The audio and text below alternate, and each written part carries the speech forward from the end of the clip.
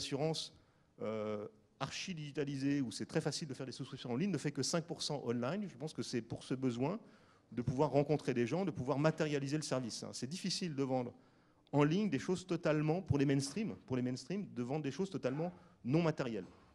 Et donc les services qui ont quelque part une boucle de retour, c'est le grand succès des drives par exemple. Donc une utilisation mixte, digitale, vie réelle et plaît beaucoup au mainstream. Et puis enfin, il faut les rassurer. On ne fera jamais assez pour les rassurer.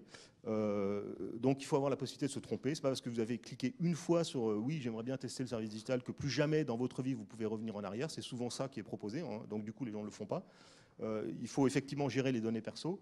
Il faut gérer une faible pression proactive. Ça, c'est vraiment quelque chose qui fait fuir les mainstream, c'est de se dire je vais, voilà, vous inscrivez au service et donc vous allez recevoir 5 newsletters par semaine, etc.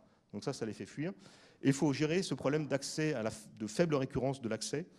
Et je pars un peu en bataille, moi, sur cette idée de dire il faut tout mettre dans l'espace client. C'est-à-dire qu'on met un espace client protégé par un ID et un mot de passe, super. Comme ça, on sait exactement qui est connecté, qu'est-ce qu'on fait, on peut proposer des services personnalisés.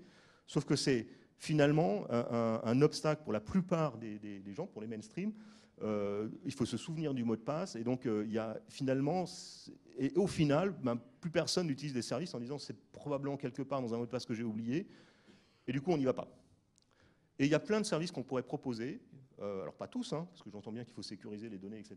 Mais il y a plein de choses qu'on pourrait proposer sans passer objectivement par les mots de passe. Les mobiles offrent pas mal on peut prendre les avions aujourd'hui. Moi, je peux prendre l'avion avec mon mobile je ne parle pas d'un point de vue technique, mais je monte dans l'avion, je donne ma carte d'identité, mais finalement, à aucun moment, j'ai rentré mon mot de passe sur mon mobile. J'ai chargé mon billet, j'ai chargé ma carte d'embarquement. Bref, il y a plein de choses qui peuvent être faites d'un terme expérience utilisateur sans passer par cet obstacle du mot de passe.